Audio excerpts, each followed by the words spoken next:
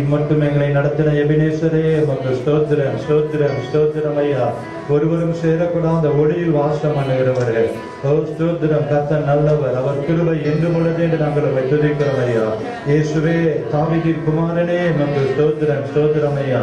அதிசயங்களின் தேவன், ஆலோசனை கர்த்தர், வல்லமையுள்ள தேவன், நித்திய பிதா, சமாதான பிரபு, நேற்று மீண்டும் என்றும் மாறாதவர் அல்லவா. ஒருவராய் பெரிய காரியங்களை செய்கிறவரே உமக்கு ஸ்தோத்திரம் ஸ்தோத்திரம் ஐயா. இந்த காலை ஆராதனைக்காக நாங்கள் நன்றி செலுத்துகிறோம் ஐயா. ஓ, நீர் எழுந்தருளுவீராக, நீர் உலாவுவீராக, அசைவாடுவீராக, ஒரு கூட்ட ஜனங்களை நீர் கொண்டு வருவீராக. வந்திருக்கிற ஜனங்களுக்கு ஆசீர்வாதமாய் இந்த ஆராதனை மாறட்டும் என்று நாங்கள் ஜெபிக்கிறோம் ஐயா. திறந்த வாசலை வைக்கிறவரே உமக்கு ஸ்தோத்திரம் ஐயா. ஆவியானவர் எங்கே உண்டோ அங்கே விடுதலை உண்டு. ஆவியானவர் அசைவாடுங்க. அப்படி மகிமையினால ஒவ்வொருவரையும் நீங்க அலங்கரிச்சிருங்கப்பா. ஸ்தோத்திரம் ஸ்தோத்திரம் ஆண்டவரே. எல்லா தடைகளையும் நீங்க மாற்றுங்க. பலவானை கட்டுகிறோம், எதிர் வல்லமைகளை நாங்கள் துரத்துகிறோம் ஐயா. ஒரு திறந்த வாசலை நீங்க வைங்க ஆண்டவரே. ஸ்தோத்திரம் ஸ்தோத்திரம். நிறைவான நீங்க வரும்பொழுது எல்லா குறைவானதும் இயேசுவின் நாமத்துல அது மறைந்து ஒளிந்து போகட்டும் என்று நாங்கள் ஜெபிக்கிறோம் ஐயா. ஸ்தோத்திரம் ஸ்தோத்திரம் ஸ்தோத்திரம் ஆண்டவரே. நீரே என்னுடைய நம்பிக்கை. அன்றைய ஆகார் சொன்னது போல் நீர் எங்களை காண்கிற தேவன். காண்பது மாத்திரம் அல்ல, வனாந்திரத்திலிருந்து ஆகாருக்கு ஒரு துறவை காண்பித்த தேவன். இந்த வேளையில வந்திருக்கிற ஒவ்வொருவருக்கும் ஜீவ நீரூற்றை நீ காண்பித்து வேத வசனத்துல வளர்ந்து பெருகும்படி இந்த காலை ஆராதனை நீர் எங்களோடு கூட இடைபடுவீரா. எங்களோடு கூட நீங்க பேசுங்க ஆண்டவரே. நீங்க சொல்லுங்க, நாங்க கேட்கட்டும். உம்முடைய நாமம் மகிமைப்படட்டும். இயேசு கிறிஸ்துவின் மூலம் ஜெபம் கேளும் நல்ல பிதாவே, ஆமென். அமர்ந்து கொள்ளலாம்.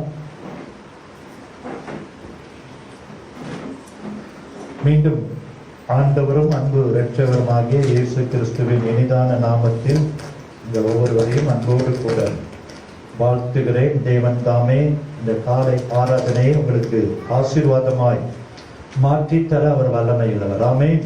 விசுவாசத்தோடு கர்த்தருடைய வார்த்தைகளுக்கு நேராக நாம் கடந்து செல்வோம்.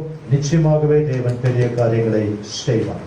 இந்த காலை ஆராதனை மிக மிக முக்கியமான ஒரு செய்திக்குள்ளாக நாம் கடந்து செல்ல போகிறோம் என்பதில் எந்த சந்தேகமும் இல்லை. ஆகவே இந்த நாள் செய்தியை நீங்கள் கவனமாய் கேட்டு அதன்படி நீங்கள் நடக்கும் பொழுது ஆண்டவர் உங்களுடைய வாழ்க்கையில் ஒரு பெரிய மாற்றத்தை கொண்டு வருவார். ஆமென். வெளிப்படுத்தின எழுதின விசேஷம் 1ஆம் அதிகாரம் 3ஆம் வசனத்தை நாம் திருப்பிக் கொள்ளலாம். வெளிப்படுத்தல் 1ஆம் அதிகாரம் 3ஆம் வசனம் இப்படியாக சொல்லுகிறது. இந்த தீர்க்க தரிசன வசனங்களை வாசிக்கிறவனும் கேட்கிறவர்களும் இதில் எழுதியிருக்கிறவர்களை கை கொள்ளுகிறவர்களும் பாக்கியவான்கள், காலம் சமீபமாக இருக்கிறது. அன்பு தெய்வ பிள்ளைகளே, அப்போஸ்தலனாகிய யோவானுக்கு பத்மு தீவில தேவன் வெளிப்படுத்தின காரியங்களை வெளிப்படுத்தின விசேஷத்துல அவர் எழுதி வைத்திருக்கிறதை நாம் எல்லாரும் அறிவோம். முக்கியமாக இந்த 3ஆம் வசனம் குறிப்பிடுகிறது இந்த தீர்க்க தரிசன வசனம். ஆமே. வசனம் எப்படி இருக்கிறது? தீர்க்க தரிசன வசனம். ஆமே. நீங்க இந்த வசனங்களை நீங்கள் வாசிக்கும் பொழுது உங்களுக்கு ஆலோசனை தரும், எதிர்காலங்களை வெளிப்படுத்தும், நீங்கள் நடக்க வேண்டிய பாதைகளை காட்டும். எல்லாவற்றிற்கும் இதுல என்ன இருக்கு? பதில், விடை எல்லாம் இருக்கு. ஆகவேதான் இந்த வசனம் குறிப்பிடுகிறது இந்த தீர்க்க தரிசனம் உள்ள வசனங்களை முதலாவது வாசிக்கணும், இரண்டாவது கேட்கணும், மூன்றாவது கை கொள்ளணும். அவர்கள் யாரா? பாக்கியவான். அப்ப இந்த வசனங்களை வாசிக்கணும், கேட்கணும், அதன்படி நடக்கிறவர்கள் பாக்கியவான்கள், ஆசீர்வதிக்கப்பட்டவர்கள். ஆமே. பாக்கியவான்கள் என்ன? இந்த வசனங்களை வாசிக்கும் பொழுது, கேட்கும் பொழுது, கை கொள்ளும் பொழுது இவைகள் எல்லாம் உங்களுக்கு கூட கொடுக்கப்படும். ஆமே. உலகத்துல நீங்க தான் சிறந்த குடும்பமாய், சிறந்த மனிதர்களாய், ஆசீர்வதிக்கப்பட்டவர்களாய், பாக்கியவான்களாய், பாக்கியவதிகளாய் கர்த்தர் உங்களை உயர்த்தி மேன்மைப்படுத்துவார். ஏனென்றால் அதன் அடுத்த பகுதி சொல்கிறது, முதலாவது நீங்க பாக்கியவான்களாய் மாறுறீங்க. ஆமென். இந்த உலகத்தில் நீங்க ஆசீர்வதிக்கப்பட்டவர்களாய் மாறுறீங்க. இரண்டாவதுக்கு ஏன் இந்த வசனத்தை வாசிக்கணும், ஏன் கேட்கணும், ஏன் கைக்கொள்ளணும் என்றால் காலம் சமீபமாய் இருக்கிறது. ஆமென். ஹல்லேலூயா. கடந்த வாரம் நம்ம தியானித்தோம், யாரை கர்த்தர் ஏற்றுக்கொள்ளுகிறார், யாரை கர்த்தர் அங்கீகரிக்கிறார். கடந்த வாரம் ஞாயிற்றுக்கிழமை தியானித்தோம். இந்த நாட்களிலும் காலம் சமீபமாய் இருக்கிறபடினால இந்த உலக ஓட்டத்துல வெற்றியோடு ஓட வேண்டும் என்றால், ஜெயமுள்ள வாழ்க்கை வாழ வேண்டும் என்றால், இந்த தீர்க்க தரிசன வசனங்களை வாசிக்கிறவர்கள், கேட்கிறவர்கள், கடைபிடிக்கிறவர்கள், எத்தனை சோதனைகள் வந்தாலும், எத்தனை பாடுகள் வந்தாலும், எத்தனை பிரச்சனைகள் வந்தாலும் அதிலெல்லாம் ஜெயம் பெற்றவர்களாய், வெற்றி பெற்றவர்களாய் நீங்கள் காணப்பட வேண்டும் என்றால் இந்த தீர்க்க தரிசன வசனங்களை வாசிக்கணும், கேட்கணும், கைக்கொள்ளணும். ஆமென். சொல்லுங்க. வாசிக்கணும், கேட்கணும். அப்படி கைக்கொண்டா பாக்கியவான்கள். ஆமென். ஆண்டுடைய வருகைக்கு காலம் சமீபமா இருக்கிறது. வழி நடத்துவது இந்த வேத வசனம். ஆமென். ஒருவர் கூட ஆண்டுடைய வருகையில மிஸ் ஆயிடக்கூடாது. நம்முடைய மக்களால் இருக்கிற ஒவ்வொருவர் கூட சாபத்தோடு, வியாதியோடு, பலவீனத்தோடு இருக்கவே கூடாது. எல்லாரும் எப்படி இருக்கணும்? பாக்கியவான்களாய், பாக்கியவதிகளாய், இந்த வசனத்தை படிக்கிறவர்களாய், கடைபிடிக்கிறவர்களாய், அதை கேட்கிறவர்களாய், எல்லா குடும்பமும் ஆசீர்வாதமா இருக்கணும். ஆமென். அதைத்தான் இன்றைக்கு நாம் கற்றுக்கொள்ள போகிறோம். ஆமென். வேத வசனம் ஏன் நம்ம வாசிக்கணும், ஏன் நம்ம கேட்கணும், ஏன் கை கொள்ளணும்? காலம் சமீபமா இருக்கிறது என்று வேத வசனம் சொல்லுகிறது. ஏனென்றால் தேசத்தின் மேல கர்த்தர் ஒரு பஞ்சத்தை அனுப்ப போகிறாராம். அது என்ன பஞ்சம்னா, கர்த்தருடைய வசனம் கேட்க கிடைக்காத ஒரு பஞ்ச காலம் வரப்போகிறது. ஆமென். என்ன காலம் வரப்போகிறது? வசனத்தை கேட்க முடியாதபடி, வசனத்தை தேடியும் அதை கண்டடையாமல் போவார்கள் என்று வேத வசனம் சொல்லுகிறது. அன்பு தேவ பிள்ளைகளே, இப்பொழுது நம்ம கொடுக்கப்பட்டிருக்க இந்த கிருபையின் காலத்துல இப்பொழுதே வாசித்து, கேட்டு, கடைபிடித்து, மனதில் அதை அதிகமாய் தியானிக்கும் பொழுது வேத வசனம் கிடைக்க கூடாத ஒரு பஞ்ச காலம் வரும் பொழுது கூட ஆவியானவர் வேத வசனங்களை உங்களுக்கு நினைப்பூட்டி அந்த வேத வசனம் உங்களை பாதுகாக்கும், தப்புவிக்கும், ஜெயமுள்ள வாழ்க்கைக்கு நேராக உங்களை வழி நடத்தும். ஆமென். ஹல்லேலூயா. மூன்றாவதாக யாக்கோபு 8ஆம் அதிகாரம் 19ஆம் வசனத்துல ஒரு காரியம் அங்கே எழுதப்பட்டு இருக்கிறது. யாக்கோபு 8ஆம் அதிகாரம் 19ஆம் வசனம் சொல்லுகிறது, பிரியமான சகோதரரே, யாவரும் கேட்கிறதற்கு தீவிரமாயும். எதுக்கு தீவிரமா இருக்கணும்? வசனத்தை கேட்பதற்கு. முதலாவது வாசிக்கணும், கேட்கணும், அதன்படி நடக்கணும். இன்னைக்கு இரண்டாவது காரியத்தை தான் நம்ம தியானிக்க போறோம். வசனத்தை என்ன பண்ணணும்? நல்லா கேட்கணும். அப்ப யாவரும் கேட்கிறதற்கு தீவிரமா இருக்கணும். அடுத்த பகுதி சொல்கிறது, பேசுகிறதற்கு பொறுமையாய், கோபிக்கிறதற்கு தாமதமாய் இருக்கு. இன்னைக்கு பின்னால இருக்கிற ரெண்டு காரியம் நம்ம இடத்துல இருக்கு. நல்லா பேச சொன்னா நம்ம நல்லா அழகாக பேசுவோம், தொட்டாச்சினிங்க மாதிரி உடனே கோபம் வந்துடும். ஆனா வசனத்தை கேட்பதற்கு தான் நிறைய நேரத்துல கேட்கும் போது தூக்கம் வந்துடுது, பைபிளை படிக்கும் போது தூக்கம் வருது, போன வாரம் என்ன பிரசங்கம் கேட்டா மறந்து போயிடுது. இப்படி நிறைய காரியங்கள் இருக்கு. அதனாலதான் ஆண்டவர் சொல்றாரு, நீ எல்லாவற்றை காட்டிலும் எதற்கு தீவிரமா இருக்கணும்? வசனத்தை கேட்பதில தீவிரமா இருக்க வேண்டும். ஆமென். ஹல்லேலூயா. லூக்கா 15:1 ஆண்டவராகிய இயேசு கிறிஸ்து உபதேசங்களை கேட்பதற்கும் அவருடைய வசனங்களை கேட்பதற்கும் அநேக பாவிகளும் அநேகர் அவரை தேடி வந்தாங்க என்று லூக்கா 15ஆம் அதிகாரம் 1ஆம் வசனம் குறிப்பிடுகிறது. ஆமென். இயேசுவிடத்தில் ஏன் வந்தாங்க? வசனத்தை கேட்பதற்கும் அவருடைய உபதேசத்தை கேட்பதற்கும் திரளான ஜனங்கள் இயேசுவை தேடி ஓடி வந்தாங்க. ஆமென். அப்போ ஒவ்வொரு நாளும் ஞாயிற்றுக்கிழமை என்றாலும் சரி, எந்த ஒரு சபை கூடுதலுக்கு கடந்து சென்றாலும் சரி, நம்ம எப்படி கடந்து செல்லணும்? ஆண்டவரே, உடைய வேத வசனத்தை நான் கேட்பதற்கு தீவிரமாய், உற்சாகத்தோடு, முழு மனத்தோடு, முழு இருதயத்தோடு, முழு ஆசையோடு நீங்கள் கடந்து வருவீர்கள் என்றால் அந்த வேத வசனம் உங்களோடு பேசும், உங்களை கற்றுக் கொடுக்கும், உங்களை உருவாக்கும், பல விதத்தில் உங்களை ஆசீர்வாதமாய் மாற்றும். வசனம் குணத்தை, சுகத்தை கொண்டு வரும். வசனம் உலர்ந்து போன எலும்புகளை உயிர்ப்பிக்கும். அந்த வசனத்துல ஆவி இருக்கு, ஜீவன் இருக்கு. அப்ப எப்படி வரணும் தேவனுடைய ஆலயத்திற்கு? வசனத்தை கேட்க போகிறேன், வசனத்தை நான் உறிஞ்ச போகிறேன், கர்த்தர் என்னோடு கூட பேச போகிறார், அது ஆவியும் ஜீவனும் உள்ள வார்த்தை என்று தீவிரமாய் கடந்து வரும் பொழுது வாக்கியவான்களாய், வாக்கியவதிகளாய் கர்த்தர் உங்களை ஆசீர்வதிப்பார். ஆமென். அழகா ஆண்டவர் சொல்றார். வெளிப்படுத்தல் 2ஆம் அதிகாரத்துல 7 சபை, சிமிர்னா சபை, சர்தை சபை, பிலதெல்பியா சபை, இன்னும் லவோதிக்கேயா சபை, 7 சபைகளை குறித்து ஆண்டவர் அங்கே எழுதும் பொழுது நல்ல கவனிங்க. வெளிப்படுத்தல் 2ஆம் அதிகாரத்தை நம்ம திருப்ப போறோம். வெளிப்படுத்தல் 2ஆம் அதிகாரம் 7ஆம் வசனம். இங்க 7 சபைகளை குறித்து ஆண்டவர் எழுதுறார்.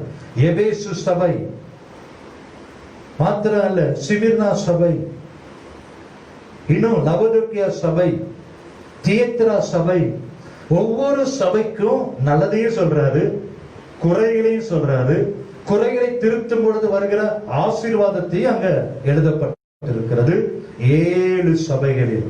அப்ப ஒவ்வொரு சபைக்கும் குறைகளையும் ஆசீர்வாதத்தையும் அவருடைய கிரியைகளையும் சொல்லிவிட்டு 7 சபையில அவர் குறிப்பிடுற காரியம் என்னன்னா, வெளிப்படுத்தல் 2:7 ஆவியானவர் சபைகளுக்கு சொல்லுகிறதை காதுள்ளவன் கேட்க கடவன். ஆமென். காது இருக்கா? தொட்டு பார்ப்போமா? ஆண்டவர் சொல்றாரு, நிறைய காரியத்தை சொல்லிட்டு உனக்கு காது இருந்தா என்ன பண்ணணும்? அது கேட்கணும். ஆவியானவர் சபைக்கு சொல்லுகிறதை காதுள்ளவன் கேட்க கடவன். கேட்கலன்னா அவனுக்கு என்ன இல்லைன்னு அர்த்தம்? இருந்தும் இல்லைன்னு அர்த்தம். காது இருந்தும் இல்லைன்னு அர்த்தம். ஆவியானவர் சபைக்கு சொல்லுகிறதை காதுள்ளவன் கேட்க கடவன். 7, 11, 17, 29, 3, 6, 13, 22 7 இடத்திலையும் 7 சபைகளுக்கும் ஆண்டவர் சொல்லுகிற வார்த்தை 11ஆம் வசனத்துல பாருங்க. ஆவியானவர் சபைக்கு சொல்லுகிறதை காதுள்ளவன் கேட்க கடவன் அப்படின்னு சொல்லிட்டு நிறுத்தல. முதலாவது கேட்கிறவன், சபைக்கு சொல்லுகிறதை கேட்கிறவனுக்கு என்ன ஆசீர்வாதத்தை வெளிப்படுத்தல முதல் 3 சபைக்கும் ஆண்டவர் சொல்லுகிறார் என்றால், இந்த வசனங்களை கேட்கிறதுனால ஜீவ விருட்சத்தின் கனி கொடுக்கப்படுகிறது. ஆமென். சொல்லுங்க, என்ன கொடுக்கிறாரு ஆண்டவர்? ஜீவ விருட்சத்தின் கனியை புசிக்க கொடுப்பேன். முதலாவது யாருக்கு? வசனத்தை காது வைத்து கேட்கிறவர்களுக்கு. ஆமென். இரண்டாவதாக என்ன ஆசீர்வாதத்தை ஆண்டவர் கொடுக்கிறார்னா, மரணமே நேரில் 2ஆம் மரணம் அவர்களை என்ன பண்றது இல்லையா? சேதப்படுத்துவது இல்லை. முதலாவது ஜீவ விருட்சத்தின் கனி வசனத்தை கேட்கிறவர்களுக்கு. இரண்டாவது 2ஆம் மரணம் அவர்களை என்ன படுத்தாது? சேதப்படுத்தாது. மூன்றாவது ஒரு காரியம், காதுள்ளவன் கேட்க கடவன் என்று சொல்லிட்டு புதிய நாமத்தால் நான் அவனை என்ன பண்ணுவேன்? அழைப்பேன் என்று சொல்றார். ஆமென். அப்போ வெளிப்படுத்தல் விசேஷத்துல சபைகளுக்குள்ள வசனத்தை கேட்கிறவர்களுக்கு ஜீவ விருட்சத்தின் கனியையும் 2ஆம் மரணம் சேதப்படுத்துவதில்லை, புதிய மனிதனாய் மாற்றி புதிய நாமத்தை உங்களுக்கு என்ன பண்ணிறாரு? கொடுக்கிறார். ஆமென். ஆகவே அன்பு தேவ பிள்ளைகளே, இந்த வசனத்தை நீங்கள் கேட்கும் பொழுது, இந்த வசனத்தின்படி வாழும் பொழுது, தொடர்ந்து இந்த வசனங்களை நீங்கள் கடைபிடிக்கும் பொழுது ஆண்டவர் உங்களை பாக்கியவான்களாய் மாற்றுகிறார். ஆமென். ஹல்லேலூயா. அப்படின்னா இந்த வசனத்தை நாம் கேட்கணும். இந்த வசனம் எனக்குள்ள கிரியை செய்யணும், இந்த வசனம் எனக்குள்ள பலன் தரணும் அப்படின்னா இயேசு அழகா ஒரு உவமையை சொல்லி இருக்கிறார். இந்த உவமையின்படி நம்மை மாற்றிக்கொள்ளும் பொழுது, ஏற்கனவே சொன்ன ஜீவ விருட்சத்தின் கனி 2ஆம் மரணம் உங்களை சேதப்படுத்துவதில்லை, புதிய மனிதனாய் கர்த்தர் உங்களை மாற்றி விடுகிறார். இன்னும் நான் சொல்ல போகிற அனைத்து ஆசீர்வாதங்களையும் நீங்க பெற்றுக்கொள்ளணும்னா இயேசு சொன்ன இந்த உவமையின்படி நம்ம மாற்றும் பொழுது நிச்சயமாகவே கர்த்தர் உங்களை பாக்கியவான்களாய் மாற்றுவார். எல்லாரும் திருப்பிக் கொள்ளலாம். மார்க் எழுதின சுவிசேஷம் 4ஆம் அதிகாரம். மார்க் எழுதின சுவிசேஷம் 4ஆம் அதிகாரத்துல நான் வாசிக்கிறேன். கூர்ந்து இதை கவனி. மார்க் 4ஆம் அதிகாரம் 2ஆம் வசனம். அவர் அநேக விசேஷங்களை உவமைகளாய் அவர்களுக்கு போதித்தார்.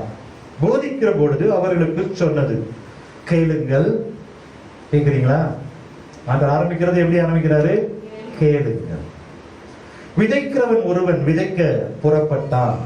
அவன் விதைக்கையில் சில விதை வழி அருகே விழுந்தது. ஆகாயத்து பறவைகள் வந்து அதை பட்சித்து போட்டது. முதலாவது சில விதை எங்க விழுந்ததா? வழி அருகே விழுந்தது. ஆகாயத்து பறவைகள் அதை. இரண்டாவது சொல்ற சில விதை மண்ணில்லாத கற்பாறை நிலத்தில் விழுந்தது.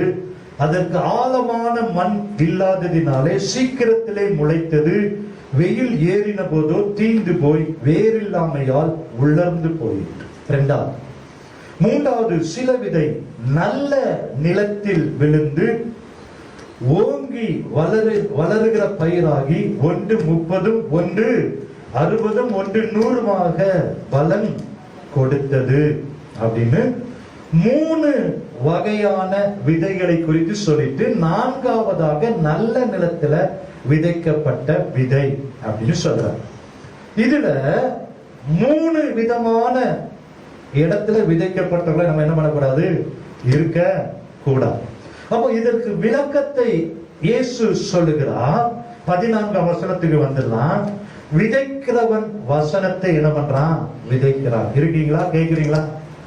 இப்ப நான் சொல்ல போறேன், நீங்க எப்படி இருக்கிறீங்க? விதைக்கிறவன் வசனத்தை என்ன பண்றானா? விதைக்கிறான். முதலாவது வசனத்தை கேட்ட உடனே சாத்தான் வந்து அவர்கள் இருதயங்களில் விதைக்கப்பட்ட வசனத்தை எடுத்து போடுகிறான். இவர்களே வசனம் விதைக்கப்படுகிற வழி அருகானவர்கள். ஆமே. இப்ப முதலாவதாக வழி அருகே விதைக்கப்பட்ட விதை இங்கதான் இருக்கிறோம். இதுல இப்ப நான் சொல்றேன், ஒரு 5 பேர் 6 பேர் இங்கதான் இருக்கிறோம். ஆனா நீ என் கூட இல்ல, என் வார்த்தை நீங்க கேட்கல. நீங்க உடம்பு இங்க இருக்கு, உங்களுடைய சிந்தை எங்கேயோ இருக்கு. 10:30 மணிக்கு சர்ச்சை முடிஞ்சிருமா? 9:45 முடிஞ்சிருமா? நான் போய் அடுத்தாப்புல என்ன பண்ண போறேன், நாளைக்கு என்ன பண்ண போறேன்? உடம்பு இங்க இருக்கு, ஆனா உங்களுடைய எண்ணம் காதெல்லாம் இங்க இல்ல. சாத்தான் என்ன பண்றான்? அந்த வசனத்தை கேட்க முடியாதபடி அதை அப்படியே தடுத்து, அப்படியே உங்களுக்குள்ள காதுக்குள்ள வராத அளவுக்கு தடுக்கிறதா வழி அருகே விதைக்கப்பட்ட விதை. ஆமே. அப்ப ஆண்டவர்ல கேட்கணும். நான் ஆலயத்துக்கு போனா 4வது ஆண்டவர் சொல்றாரு, நல்ல நிலத்துல விதைக்கப்பட்ட விதை 30, 60, 100 மடங்கு பலனை தரும். அப்ப நல்ல நிலமாய் நாம் மாற வேண்டும் என்றால், நல்ல நிலமாய் நான் உருவாக்கப்பட வேண்டும் என்றால் நாம என்ன செய்யணும்? ஒவ்வொரு நாளும் ஆண்டவரே முந்தின நாளில என்னை பரிசுத்தப்படுத்துங்க, என்னை நல்ல நிலமாய் நீங்க மாற்றுங்க, எனக்குள்ள நீங்க அசைவாடுங்க ஐயா. என் சிந்தனைகள் ஒருமுகப்படணும், எண்ணங்கள் ஒருமுகப்படணும், என் செவிகள் விருத்த சேதனம் அடையப்படணும். நான் கேட்பது மாத்திரமல்ல, அதன்படி நான் கடைபிடிக்கும்படி என்னை நல்ல நிலமாய் கொண்டு வாங்க, நல்ல பாத்திரமாய் கொண்டு வாங்க, சுத்திகரிக்கப்பட்ட பாத்திரமாய் என்னை கொண்டு வாங்க. நான் 30, 60, 100 மடங்கு பலம் தரணும். என் உடம்பு மாத்திரம் இருக்கக்கூடாது. நான் ஆவி, ஆத்மா, சரீரத்தோடு முழு இதயத்தோடு ஆராதிக்கும் பொழுது நீ பாக்கியவான். ஆமென். இயேசுவின் நாமத்தில் சாத்தான் வந்து உன்னுடைய வசனத்தை கேட்க முடியாதபடி அதை தடுக்கிற எல்லா காரியத்தையும் நீ கட்டி ஜெபித்துட்டு வரும் பொழுது கர்த்தருடைய பாக்கியவானாய் மாற்றுவார். ஹல்லேலூயா. முழு உள்ளத்தோடு, முழு பலத்தோடு, முழு சிந்தையோடு, முழு இருதயத்தோடு கர்த்தரை ஆராதிக்கும் பொழுது எந்த வழியருகே விதைக்கப்படக்கூடாதபடி அந்த வசனம் நல்ல நிலமாகிய ஒரு உள்ளத்திலே கடந்து செல்லும் கர்த்தருடைய பாக்கியவானாய் மாற்றுவார். ஹல்லேலூயா. முதலாவது வழியருகே விதைக்கப்பட்ட விதை வேஸ்டா போயிடுது, ஒரு பிரயோஜனம் இல்லை. இரண்டாவதாக வேத வசனம் சொல்லுகிறது,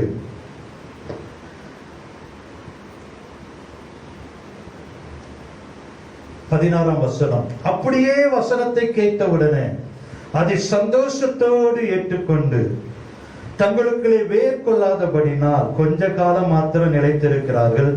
வசனத்தின் நிமித்தம் உபத்திரமும் துன்பமும் உண்டான உடனே இடரல் அடைகிறார்கள். இவர்களே கற்பாறை நிலத்துல. போன வாரம் மெசேஜ் எப்படி இருந்துச்சு? சூப்பர், நல்லா இருந்துச்சு. அவருடைய பலன் என்ன? ரிசல்ட் என்ன? ஒண்ணும் இல்லை. ஆமென். இங்க இருக்கும்போது ரொம்ப நல்லா இருக்கு. ஒருவன் ஏற்றுக்கொள்ளப்படுவான், மரியாள் ஏற்றுக்கொள்ளப்படுவாள், ஆபேல் ஏற்றுக்கொள்ளப்படுவான். ரொம்ப நல்லா இருந்துச்சு. மரியாளை போல இருக்கிறோமா?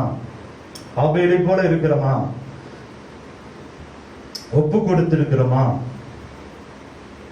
இதுதான் எங்க விதைக்கப்பட்ட விதை. கற்பாறையில விழுந்த உடனே சர்ச்சுக்குள்ள உடனே கிரியை செய்யும். சர்ச்சுக்குள்ள நல்லா இருக்கும். சர்ச்சை விட்டு வெளியே போயிட்டா கேட்டதெல்லாம் மறந்து போயிடும். ஏன் மறந்து போகுது? கற்பாறையில விதைக்கப்படுது. அது வேர் விடல. அது வேர் விடலைன்னா என்ன பண்ணல? நல்ல நிலமா மாறி இங்க வரல. ஆமென். மேலோட்டமா வந்து மேலோட்டமா கர்த்தரை ஆராதித்து மேலோட்டமா வசனத்தை நீ கேட்டுட்டு நீங்க போகிறபடினால அந்த வசனம் என்ன பண்ண மாட்டுக்கு? வேர் விட மாட்டுது. அது வேர் விடல. அது உள்ள கடந்து செல்லல. வேர் விடுறதுக்கு அந்த இடத்தை கொடுக்கல. ஏன்னா இந்த உள்ள எப்படி இருக்கிறது? மேலோட்டமாய் அப்படியே வந்துட்டு ஏதோ ஞாயிற்றுக்கிழமையானா நான் சபைக்கு போனோம், பாஸ்டர் கேட்பாரு என் குடும்ப பாரம்பரியத்தின்படி ஆராதனைக்கு போனோம். அப்படி அல்ல, அப்படி அல்ல. ஆலயத்துக்கு எப்படி வரணும்? நல்ல நிலமாய் மேலோட்டமாய். சடங்காச்சாரம் வேண்டாம். ஆண்டவரே இன்னைக்கு நான் ஆலயத்துக்கு போறேன், நல்ல நிலமாய் மாறணுமே, அந்த வசனம் என்னோடு பேசணுமே, நான் 30, 60, 100 மடங்கு பலன் தரணுமே, உங்களுடைய வார்த்தை எனக்கு கிரியை செய்யணுமே, அதுக்கு வாழ என்னை ஒப்பு கொடுக்க வேண்டுமே என்று நல்ல நிலமாய் தான் ஆலயத்துக்கு வரணும். ஆமென். அல்லேலூயா. கற்பாறையில விதைக்கப்படவே கூடாது. ஆமென். அங்க என்ன இருக்காது? கிரிய இருக்கவே இருக்காது. மூன்றாவது, அடுத்த 18ஆம் பகுதி சொல்கிறது, வசனங்களை கேட்டும் உலக கவலை ஐஸ்வர்யத்தின் மயக்கம். இது மூன்றாவது குரூப். முதல் குரூப் இங்கதான் இருப்பாங்க. உதாரணத்துக்கு சொல்றேன், இங்கதான் இருப்பாங்க. நம்ம என்ன சிந்தனை இங்க இருக்கிறார். ரெண்டாவது நல்ல கேட்போம், அங்க வந்து வேறே விடாது. அவங்க அதுக்கு தன்னை ஒப்பு கொடுக்கிறதே இல்லை. கற்பாறையில விதைக்கப்பட்டது. மூன்றாவது ஒரு குரூப், வசனத்தை கேட்டும் உலக கவலை. முதலாவது, எண்ணத்தை உண்போம், எண்ணத்தை உடுப்போம், எண்ணத்தை குடிப்போம். இதுதான் உலக கவலை. அடுத்த பகுதி சொல்லுகிறது ஐஸ்வர்யத்தின் மயக்கம். ஐஸ்வர்யத்தின் மயக்கம்னா அவனுக்கு எல்லாமே இருக்கும். பணம் இருக்கும், சொத்து இருக்கும், கார் இருக்கும், வசதி இருக்கும், எல்லாமே நிறைவா இருக்கும்.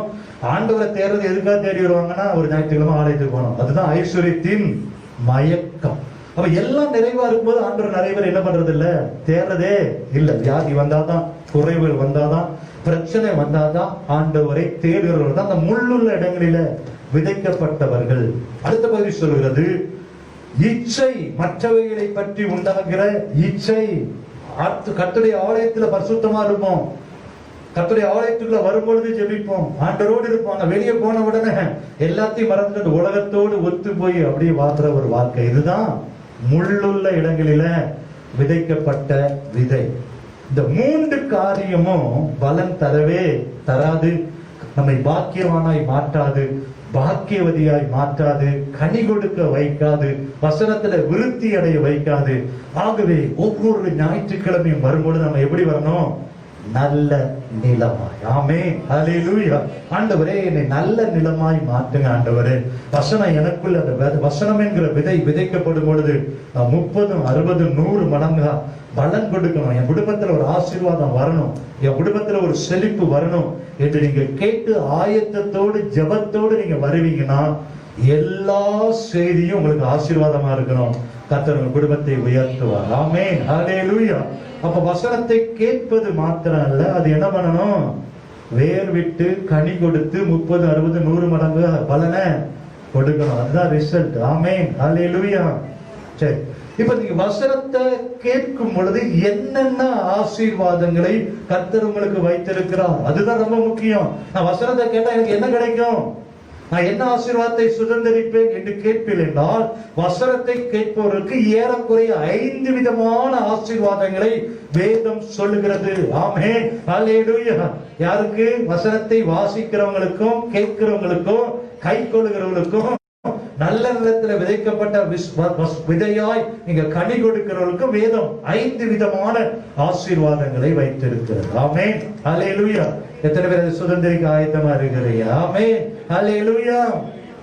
முதலாவதாக மத்தேயு எழுதின சுவிசேஷம் 13ஆம் அதிகாரம், மத்தேயு 13ஆம் அதிகாரம் 3 இருந்து 9 வரைக்கும் உள்ள வசனங்களை நாம் வாசித்து பார்ப்போமே என்றால்,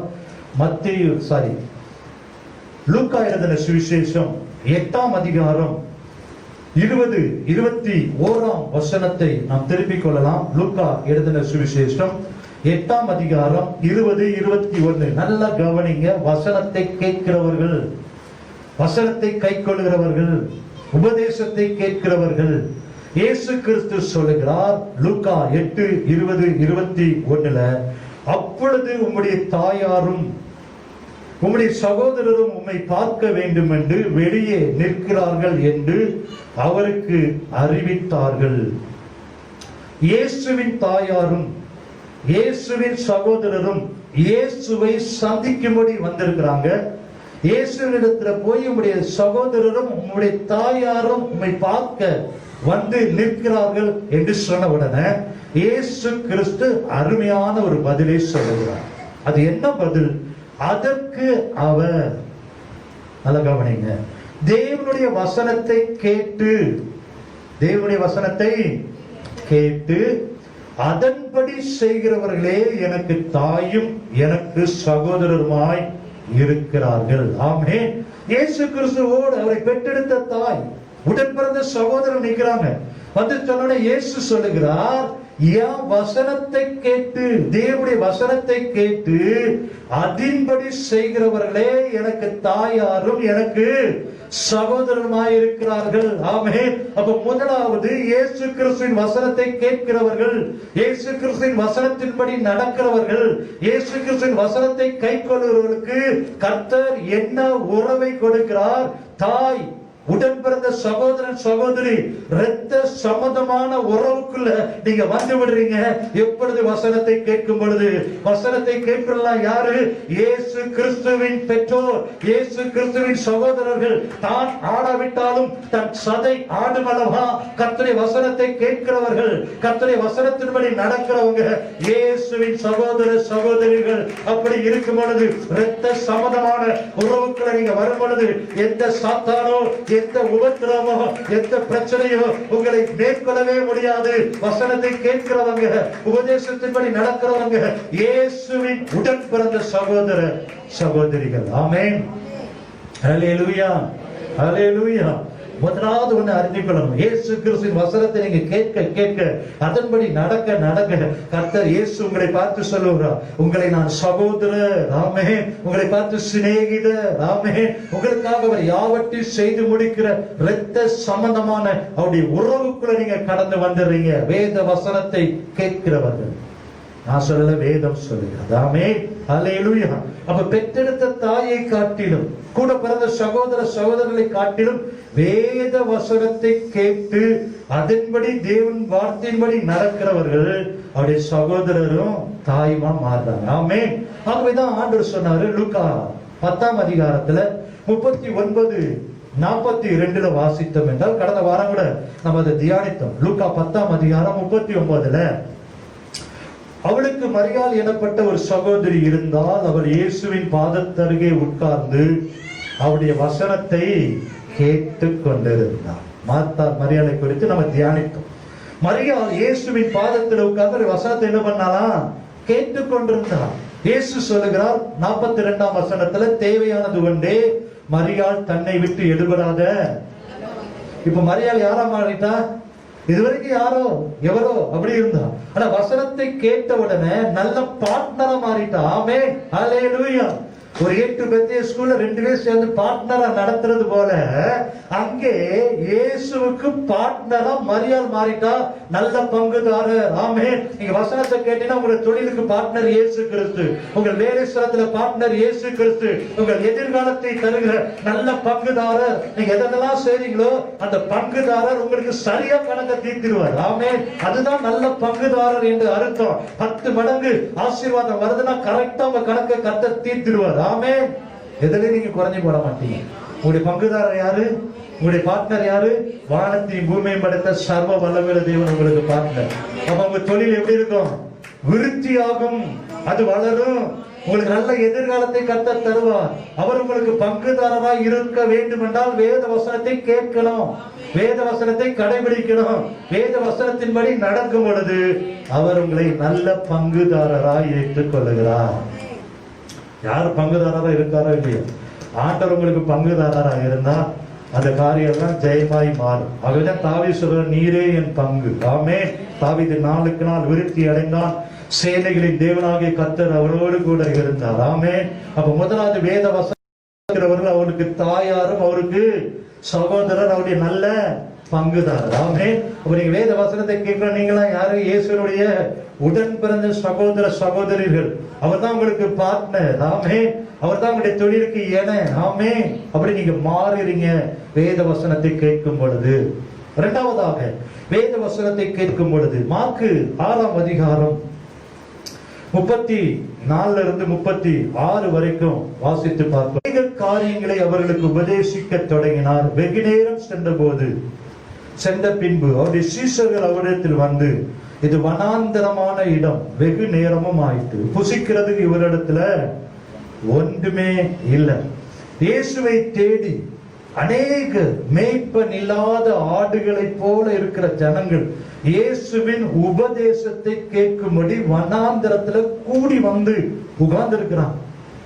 சீஷர்கள் பார்த்து சொல்றாங்க, அவங்க சாப்பிட கூட ஒன்றும் இல்லை, அவங்களை என்ன பண்ணிடுங்க, அனுப்பிவிடும் என்று சொன்ன பொழுது ஆண்டவர் சொன்னாரு அவர்களை நோக்கி, நீங்களே அவருக்கு என்ன பண்ணுங்க, போஜனம் கொடுங்க.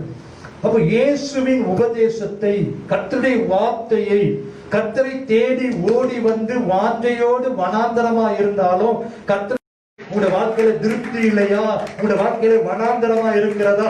மேய்ப்பில்லாத ஆடுகளை போல நீங்க அலைந்து திரிகளா இருக்கிறீங்களா? இயேசுனுடைய வசனத்தை கேட்கும்படி, அவருடைய உபதேசத்தை கேட்கும்படி தேடி வந்த ஒவ்வொருவரையும் கர்த்தர் வெறுமையா அனுப்பல.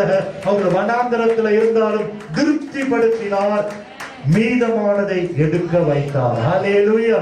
அன்பு தேவ பிள்ளைகளே, கர்த்தரை தேடி வந்த பிள்ளைகளுக்கு ஒரு நன்மையும் குறைவு படவே படாது. ஆமென்.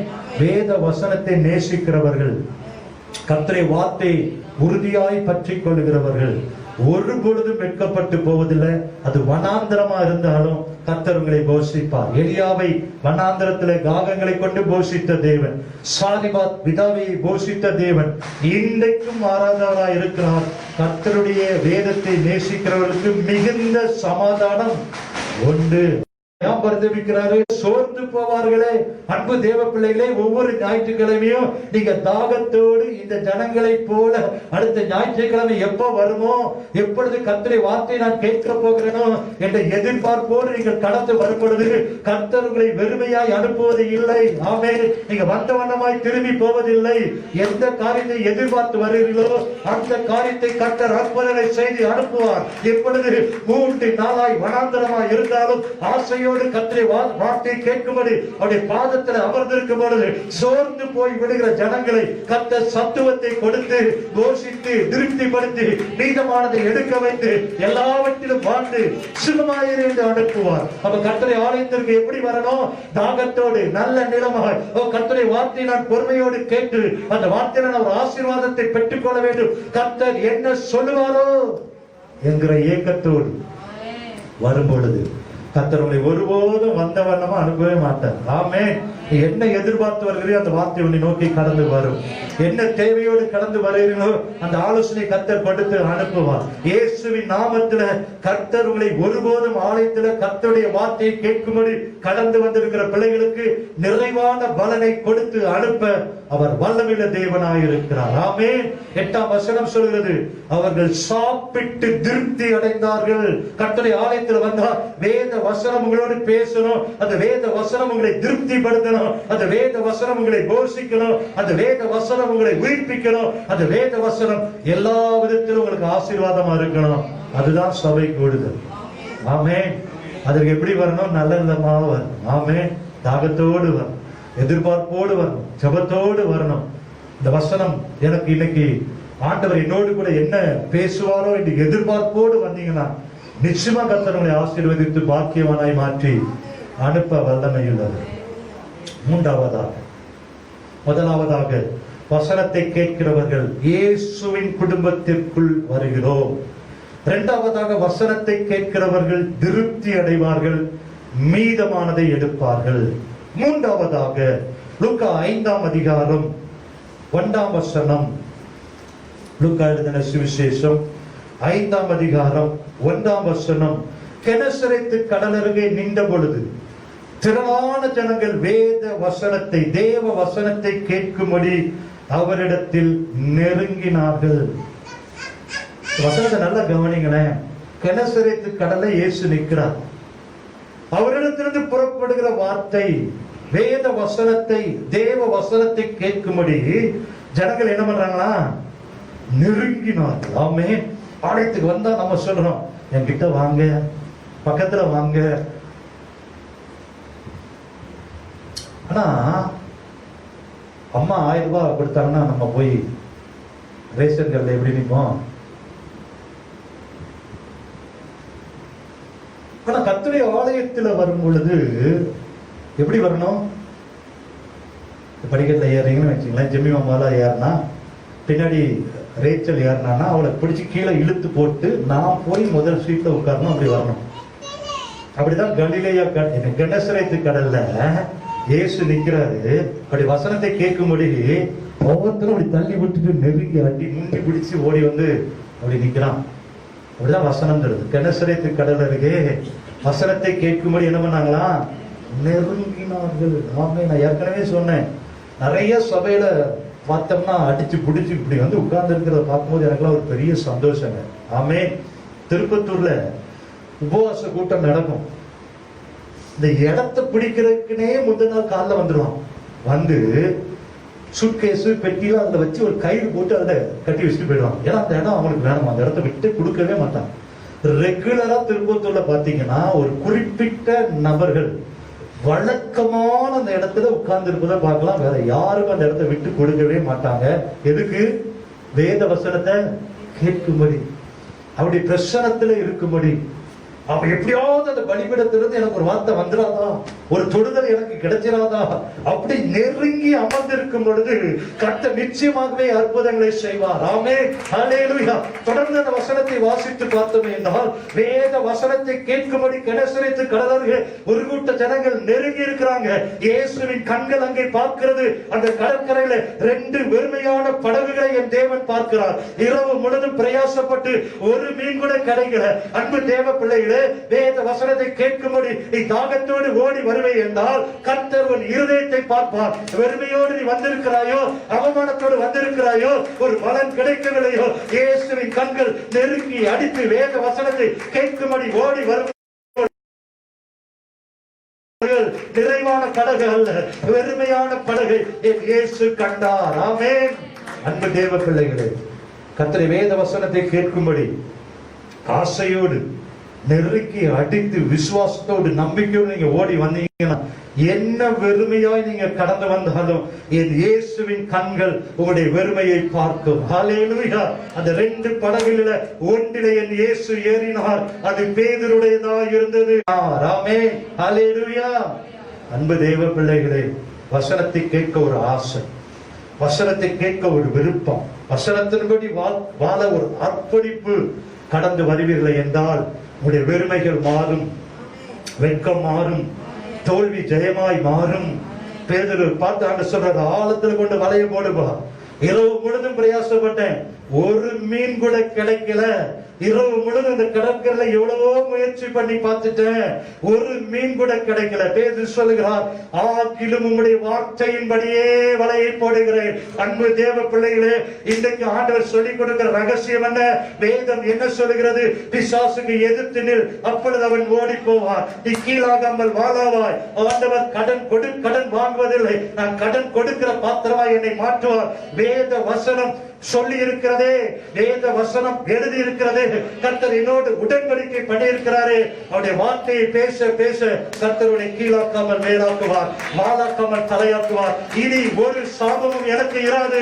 இயேசு கல்வாரி சிலுவையில என் குடும்பத்தின் சாபங்களை எல்லாம் உடைத்திருக்கிறார். அவருடைய வார்த்தையில வல்லமை இருக்கிறது. பேதுரு அதைத்தான் சொன்னார், உங்களுடைய வார்த்தையின்படி நான் வலையை போடுகிறேன், அவருடைய தழும்புகளால் குணமாகிறோம், என்னுடைய தழும்புகளால் குணமானீர்கள். வேதம் சொல்லுகிறது. ஏசாயா 53:5, 1 பேதுரு 2:24, அவருடைய தழும்புகளால் குணமாகிறோம், அவருடைய தழும்புகளால் குணமானீர்கள். அன்பு டிஜி சங்கர் பிரசங்கத்தை கேட்டீங்கன்னா ஒவ்வொரு முறையும் சொல்லுவார், வேதம் சொல்லுகிறது, வேதம் சொல்லுகிறது. ஆமென், ஹல்லேலூயா. நான் சொல்லல, யார் சொல்றா? வேதம் சொல்லுகிறது. ஆமென். வேத வசனத்தை உச்சரிப்பீர்கள் என்றால், வேத வசனத்தை கடைபிடிப்பீர்கள் என்றால், வேத வசனத்தையே நீங்கள் பேசுவீர்கள் என்றால், அந்த வசனம் கிரியை செய்யும், தோல்வி ஜெயமாய் மாறும், குறைவுகள் நிறைவாகும், நிந்தை அவமானங்கள் மாறும். அவருடைய வசனத்தின்படி வார்த்தையின்படி வலையை போட்டான், வலை கிழிந்து போகத்தக்க, படகு நிரம்பத்தக்க திரளான மீன்களை கர்த்தர் கொடுத்தார். ஆமென். அப்போ மூன்றாவதாக வசனத்தை கேட்கும் பொழுது ஏமாற்றத்தை கர்த்தர் ஜெயமாய் மாற்றுகிறார், தோல்வியை ஜெயமாய் மாற்றுகிறார். இல்லாத இடத்திலிருந்து இருக்கிறவரை தருகிற தேவன் அதிசயங்களை செய்வார். ஆமென், ஹல்லேலூயா. நான்காவதா அப்போஸ்தலர் நடபடிகள் 17ஆம் அதிகாரம் 11ஆம் வசனம். அப்போஸ்தலர் 17:11. அந்த பட்டணத்தார் மனோ வாஞ்சையாய் வசனத்தை ஏற்றுக்கொண்டு காரியங்கள் இப்படி இருக்கிறதா என்று தினந்தோறும் வேத வாக்கியங்களை ஆராய்ந்து பார்த்ததினால் தெசலோனிக்கேயில் உள்ளவர்களை பார்க்கிலும் நற்குணசாலிகளாய் இருந்தார்கள். யாரு? முந்தின வசனம் சொல்லுகிறது, சகோதரர் ராத்திரி காலத்திலே பவுலையும் சீலாவையும் பெரையோ பட்டணத்திற்கு அனுப்பிவிட்டார்கள். பெரையோ பட்டணத்தார் மனோ வாஞ்சையாய் வசனத்தை ஏற்றுக்கொண்டு காரியங்கள் இப்படி இருக்கிறதா என்று தினந்தோறும் வேத வாக்கியங்களை ஆராய்ந்து பார்த்ததினால் தெசலோனிக்கேயரை காட்டிலும் எப்படி இருந்தாங்களா? நற்குணசாலிகளாய். அப்போ வேத வசனங்களை எப்படி ஏற்றுக்கொள்ளணுமா? மனம் விருப்பத்தின்படி, மனம் உவந்து வாஞ்சையாய் ஏற்றுக்கொள்ளும் பொழுது, இவ்வளவுதான் அந்த வேத வசனம் எனக்கு கற்றுக் கொடுக்கிறதா, இவ்வளவு ஆசீர்வாதம் இருக்கிறதா, இவ்வளவு ரகசியம் அதில் இருக்கிறதா என்று ஆராய்ந்து பார்த்து வேத வாக்கியங்களை தினந்தோறும் கடைபிடிக்கும் பொழுது தெசலோனிக்கேயரை காட்டிலும் எப்படி இருக்கிறாங்களா? நற்குணசாலிகளாய் இருந்தாங்க. ஆமென். அப்போ வேத வசனத்தை வாசிக்கிறவங்க, அதுல தியானம் பண்றவங்க, அந்த வேத வசனம் உங்களை எப்படி மாட்டுது? நற்குணசாலிகளாய். பழையவைகள் எல்லாம் ஒளிந்து போயிடும், சகலத்தையும் என்ன பண்ணும்? அது உங்களை புதிதாய் மாற்றும். அந்த வேத வசனம் ஆவியும் ஜீவனும் உள்ளது. எபேசியர் நிருபம் 2 தீமோத்தேயு 3:16-17 ஒருத்தர் எடுத்து சத்தமா வாசிக்கலாம். 2 தீமோத்தேயு 3ஆம் அதிகாரம் 16-17, பக்கம் 293. வேத வாக்கியங்கள் எல்லாம் தேவ ஆவியினால் அருளப்பட்டிருக்கிறது. கவனிங்க, வேத வாக்கியங்கள் யார் கொடுத்திருக்கிறா? தேவ ஆவியினால் அருளப்பட்டிருக்கிறது. தேவனுடைய மனுஷன் தேறினவனாய், முதலாவதாக வேத வாக்கியம் உங்களை தேறினவனாய் மாற்றுது, உயர்ந்தவனாய் மாற்றுது, ஞானமுள்ளவனாய் மாற்றுது, சிறப்பான மனிதனாய் உங்களை மாற்றுகிறது, எல்லாவற்றிலும் தேர்ச்சி பெற்ற மனுஷனாய் உங்களை மாற்றுகிறது வேத வசனம். இரண்டாவதாக எந்த நற்கிரியும் செய்ய தகுதியுள்ளவனாய் உங்களை மாற்றுது. நீங்க எந்த காரியம் செய்தாலும் அது நல்ல கிரியாய், நீங்க செய்கிற காரியம் எல்லாம் வாய்க்கும்படி நற்கிரியைகளை, நல்ல காரியங்களை செய்கிற ஒரு தகுதியுள்ள மனுஷனாய் உங்களை மாற்றுது. அடுத்த வசனம், அவைகள் உபதேசத்திற்கும் கடிந்து கொள்ளுதலுக்கும் சீர்திருத்தலுக்கும் நீதியை படிப்பித்தலுக்கும் என்னெல்லாம் பண்ணது பாத்தீங்களா வேத வசனம். ஆமே, தேறினவனாய் மாற்றுது, நல்ல கிரியைகளை செய்ய தகுதியுள்ளவனாய் மாற்றுது. அந்த வேத வசனம் உங்களுக்கு உபதேசிக்குது, தப்பு பண்ணா கடிந்து கொள்ளுது, உங்களை சீர்திருத்துது, நீதி நல்ல காரியங்களை படிப்பிக்குது. ஆமே, ஆகவேதான் பெரையோ பட்டணத்தார் நற்குணசாலிகளாய் இருந்தாங்க. ஆமே, வேத வசனங்களை படிக்கிறவங்க, கை கொள்றவங்க கேரக்டர் நல்ல குணமா இருக்கும். ஆமே, அவங்க வேத வசனத்தின்படி நடக்கிறவர்களாய், வேதக்காரர்களாய், கிறிஸ்துவை பிரதிபலிக்கிறவர்களாய் காணப்படுவார்கள். ஆமே, கடைசியாக ஐந்தாவதாக அப்போஸ்தலர் 10ஆம் அதிகாரம் 44ஆம் வசனம். அப்போஸ்தலர் நடவடிக்கைகள் 10ஆம் அதிகாரம் 44ஆம் வசனத்துல இந்த வார்த்தைகளை பேதுரு பேசிக் கொண்டிருக்கையில் வசனத்தை கேட்டவர்கள் யாவர் மேலும் பரிசுத்த ஆவியானவர் இறங்கினார். அப்போ பேதுரு வசனத்தை பிரசங்கிக்கும் பொழுது கேட்டுக்கொண்ட யாவர் மேலும் ஆவியானவர் இறங்கினார். இதனுடைய ரகசியம் என்ன? இத்தாலியா பட்டணத்துல கொர்நேலியு என்கிற ஒரு நூற்றுக்கு அதிபதி, இவனை குறித்து வேத வசனம் 10ஆம் அதிகாரத்துல வாசித்தோம்னா 2ஆம் வசனத்துல தேவ பக்தி உள்ளவன், தன் வீட்டார் அனைவரோடும் தேவனுக்கு பயந்தவன், ஜனங்களுக்கு தர்மங்களை செய்கிறவன், எப்பொழுதும் தேவனை நோக்கி ஜெபம் பண்ணி கொண்டிருக்கிறவன். இவ்வளவு காரியம் கொர்நேலியு குறித்து வேதம் என்ன பண்ணுது? சொல்லுது. அவனுடைய கேரக்டர் சொல்லுது. என்ன பண்றான்? தேவ பக்தி உள்ளவன், வீட்டாரோடு தேவனுக்கு பயந்தவன், ஜனங்களுக்கு தர்மங்களை செய்கிறவன், எப்பொழுதும் ஜெபம் பண்ணுகிற கொர்நேலியு. அப்போ இந்த கொர்நேலியு இடத்துல தேவதூதன் வந்து, எப்பா பேதுரு என்கிற மனிதன் யோப்பா பட்டணத்துல இருக்கிறான், அவனை கூப்பிடு என்று சொன்ன உடனே கொர்நேலியு யோப்பா பட்டணத்திற்கு ஆட்களை அனுப்பி பேதுருவை வரவழைக்கிறான். வரவழைக்கும் பொழுது இந்த கொர்நேலியு செய்த காரியம் என்ன என்று வாசித்து பார்ப்போமே என்றால், அதே அதிகாரம் 24ஆம் வசனத்துல, மறுநாளிலே செசரியா பட்டணத்தார் பிரவேசித்தார்கள். கொர்நேலியு தன் உறவின் முறையாரையும் தன்னுடைய விசேஷித்த சிநேகிதரையும் கூட வரவழைத்து அவர்களுக்காக காத்திருக்கிறான். ஜபத்தோட, பயபக்தியோட, தன் வீட்டார் அனைவரோடு மாத்திரம் அல்ல, அங்க எழுதப்பட்டிருக்கிறது தன்னுடைய சிநேகித உறவின் முறை எல்லாரையும் வர வச்சு எதுக்கு காத்திருக்கிறான்? பேதுரு வர போறார் ஐயா, கர்த்தர் பேதுரை கூப்பிட்டு அனுப்ப சொல்லி இருக்கிறாரு. பேதுரு வந்து வசனத்தை சொல்லும் பொழுது அந்த வசனம் என்னோடு கூட பேசணும், என் உறவின் முறையாரெல்லாம் ரட்சிக்கப்படணும், என் சிநேகிதரெல்லாம் ரட்சிக்கப்படணும், ஒரு மாற்றம் உண்டாகணும் என்ற தாகத்தோடு, ஜெபத்தோடு, அவன் ஒரு ஆயத்தத்தோடு பேதுருவுக்காக எதிர்பார்ப்போடு காத்து கொடுத்த கொர்நேலியு வீடு. ஆமென், ஹல்லேலூயா. இன்னைக்கு நம்ம எப்படி சபைக்கு வருகிறோம்? கொர்நேலியு ஜெபிக்கிறவன், தேவ பக்தி உள்ளவன், வீட்டார் அனைவரோடும் கர்த்தருக்கு பயப்படுகிறவன்.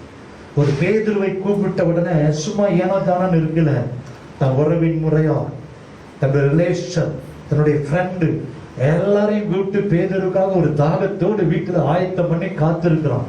இன்னும் வசனம் சொல்கிறது 33ஆம் வசனத்துல வாசித்து பார்ப்போமே என்றால், அந்தபடியே நான் உம்மிடத்திற்கு ஆள் அனுப்பி நீர் வந்தது நல்ல காரியம், தேவனாலே உமக்கு கட்டளையிடப்பட்ட யாவையும் கேட்கும்படிக்கு நாங்கள் எல்லாரும் இப்பொழுது இங்கே தேவ சமூகத்துல கூடியிருக்கிறோம். ஒரு எதிர்பார்ப்பு, ஒரு தாகம், ஒரு ஆசை கர்த்தருடைய சமூகத்துல.